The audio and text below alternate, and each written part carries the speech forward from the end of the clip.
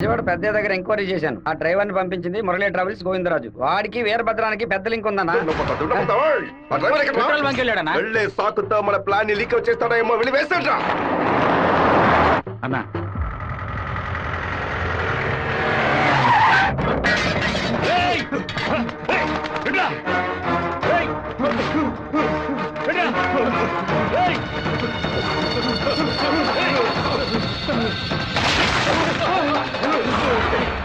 జీతం తీసుకునేది మాయి గారి దగ్గర, పనిచేసేది వీరభద్రానిక.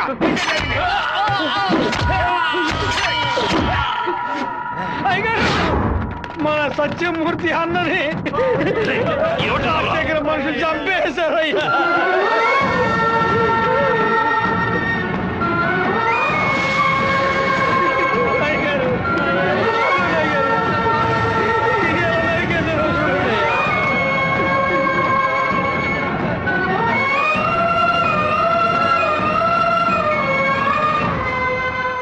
నేను దిగిద్దరిని నరికేసి ఉండేవాడినయ్యా. కానీ ఒకవేళ నాకు ఏదైనా జరిగితే ఆ కబురు మీకు అందకుండా పోతుందని నోరు మూసుకుని ఉండిపోయినయ్యా. కరెంటు కట్ చేస్తారట, ఫోన్ చేస్తే పోలీసులు రారట. పదవిలో ఉన్నామన్న పొగరు. సరే, అందరూ ఇళ్లకు వెళ్ళండి. మీ పెళ్ళాం పిల్లల్ని జాగ్రత్తగా చూసుకుని ఇంట్లోనే ఉండండి. మమ్మల్ని అందరినీ ఇంటికి వెళ్ళి జాగ్రత్తగా ఉండమని చెప్పి మీరు ఒక్కరే వాడితో పోరాడతారా? మిమ్మల్ని ఇక్కడ ఒంటరిగా వదిలేసి మేము మా పిల్లలను వాటేసుకుని పడుకుంటాం అనుకున్నారా? ఇన్నేళ్ళు మా అందరి కోసం మీరు ఎంత కష్టపడారో తెలుసాయి గారు. ఈ రోజు మీకు సమస్య వస్తే మేము ఎలా ఊరుకుంటాం అనుకున్నారు? మేమేం చేతగాని వాళ్ళం కాదు. ఒకడు మీ ఇంట్లోకి దూరి మీ మీద చెయ్యేశాడంటే అదంతా మేము సత్యాగా జరుగుతుందయ్యా. శివ, సత్యమూర్తి అన్నింటికి పోలీసులు ఎంక్వైరీకి వచ్చారంట. ఎంతమంది వచ్చినా సరే ఒక్కళ్ళు కూడా వదిలిపెట్టాం. నరికి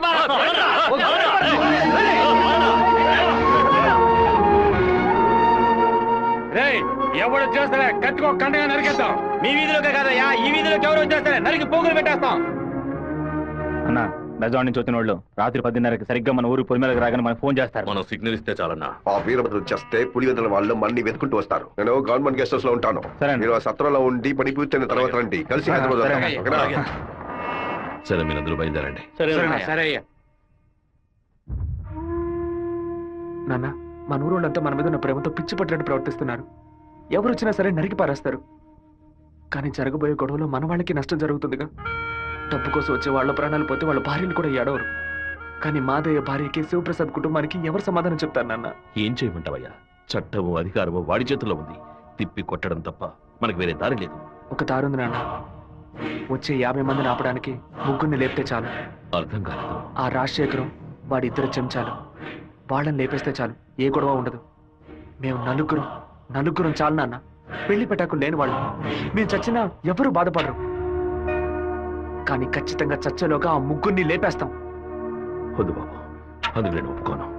భయపడకండి అన్న, నాకేం కాదు. 1 గంట ముందు నా ఫ్రెండ్ ఒకడు తిరుపతి మాయాలాజులో నా పేరు మీద రూమ్ తీసుకున్నాడు. కరెక్ట్గా 10 గంటకి రాజశేఖరాన్ని లేపేస్తే నేను రేణుగుంట ఎయిర్పోర్ట్కి వెళ్ళిపోతాను. వాడు అదే సమయానికి రూమ్ ఖాళీ చేసి ఎయిర్పోర్ట్కి వచ్చేస్తాడు. అక్కడి నుంచి హైదరాబాద్ వెళ్ళి నేను మలేషియా వెళ్ళిపోతాను. 6 నెలలు, సంవత్సరం ఆగి నేను తిరిగి వచ్చేస్తాను నాన్న. పోలీస్ రికార్డ్స్లో నా పేరుండే ఛాన్సే లేదు. నేను బాగుండాలని మీరు నాకు పాస్పోర్ట్ ఇప్పించారు. అప్పుడు అది ఉపయోగపడలేదు. ఇప్పుడు అదే మరి అన్ని సమస్యల నుంచి బయటపడేస్తుంది. అయ్యో, ఎందుకమ్మా, ఎందుకు ఏడుస్తున్నావు? 25 ఏళ్ళగా నాన్న కత్తి పట్టుకున్నప్పుడు ఎప్పుడైనా నువ్వు ఏడ్చావా? ఇప్పుడు ఎందుకు ఏడుస్తున్నావు? కొడుకు మీద ప్రేమ.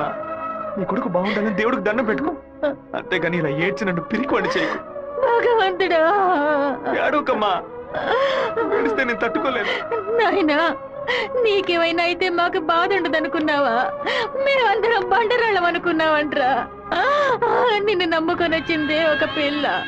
దానికి నేనే సమాధానం చెప్తాన్రా. చెప్పరా?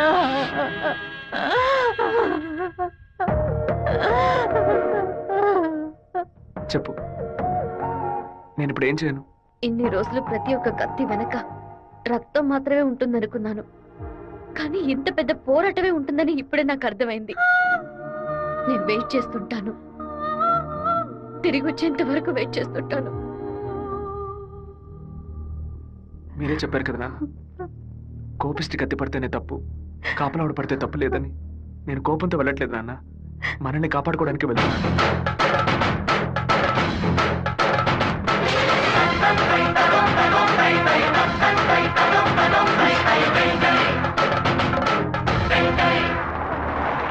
సార్ మీరు ఊరెళ్ళే వరకు డిఎస్పీ మీతో ఉండమని చెప్పారు సార్. ఊళ్ళో కరెంట్ కట్ అవగానే అన్ని ఫైర్ స్టేషన్లకు ఫోన్ చేసి ఊరు తగలబడిపోతుందని చెప్పండి. సరే. ఫైర్ ఇంజిన్ వచ్చేలాగా ఊళ్ళో ఉన్న గడ్డి వాళ్ళన్నింటినీ తగలబెట్టేయండి. పోలీసులే మనం పిలిస్తే రారు.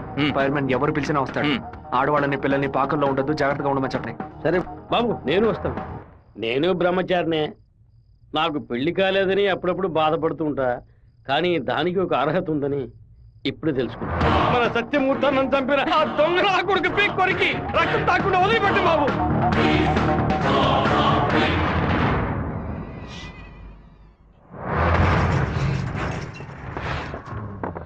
శివ, ఇంట్లో ఎవరు లేరు, అందరూ కళ్యాణ మండపంలో ఉన్నారు.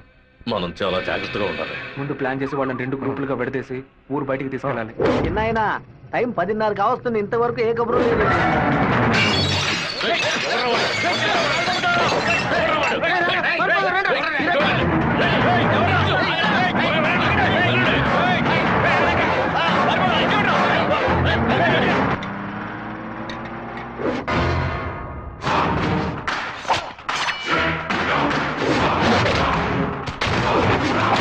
మేమంతా ఇక్కడ సిద్ధంగానే ఉన్నాం.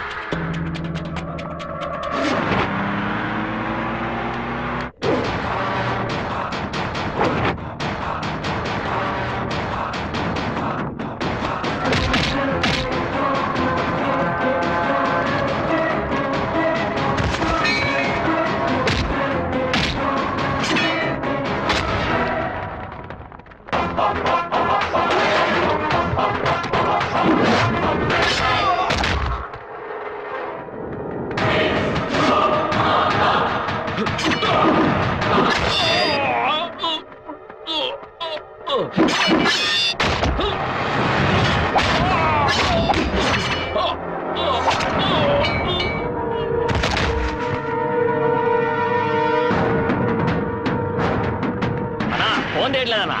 ఊళ్ళోకి వెళ్ళి చూద్దాం పదండి. వాళ్ళు పక్కనే ఉన్న రైలు పొదలో ఉన్నారు.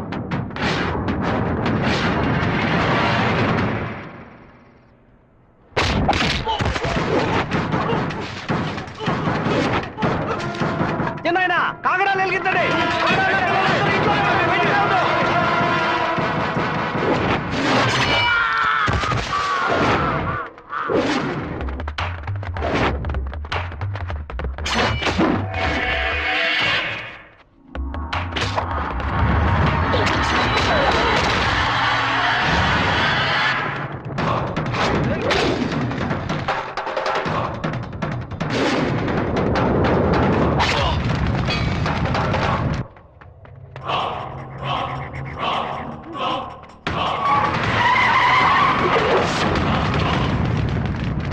అన్నా ఏంటన్నది? మన రమ్మని బాలే పని పూర్తి చేసినట్టున్నారు.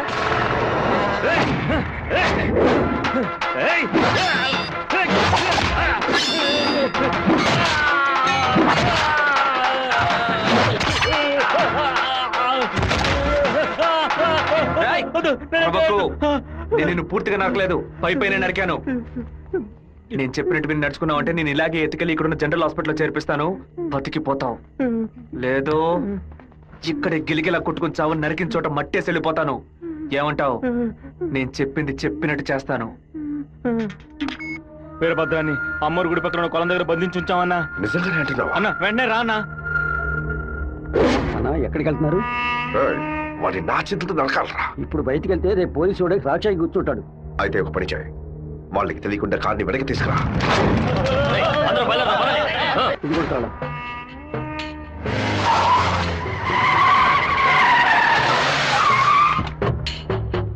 వెంకటేశ్వరరావు, వెంకటేశ్వరరావు.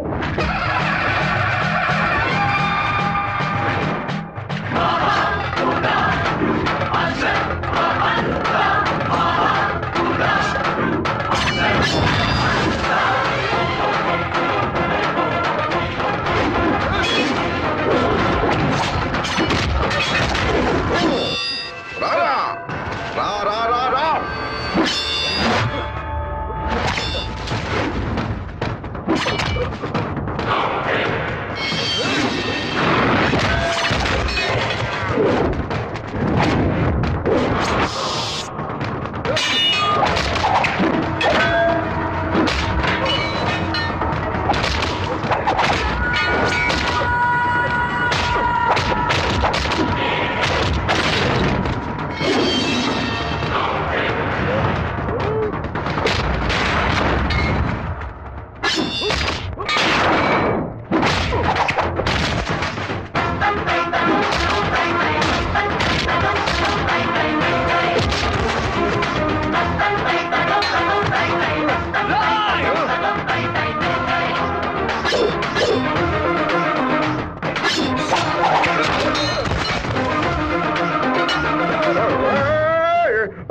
నాన్న తల నరికేస్తావా?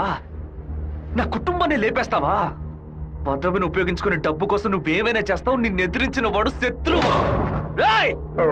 చెడ్డ వాళ్ళంతా కలిసి మంచి వాళ్ళని అంతం చేయగలిగితే ఇక దేవుడు ఎందుకురా? గుళ్ళు ఎందుకు? నాకు నా కుటుంబం ముఖ్యం, నా ఊరు ముఖ్యం, మా నాన్న ముఖ్యం.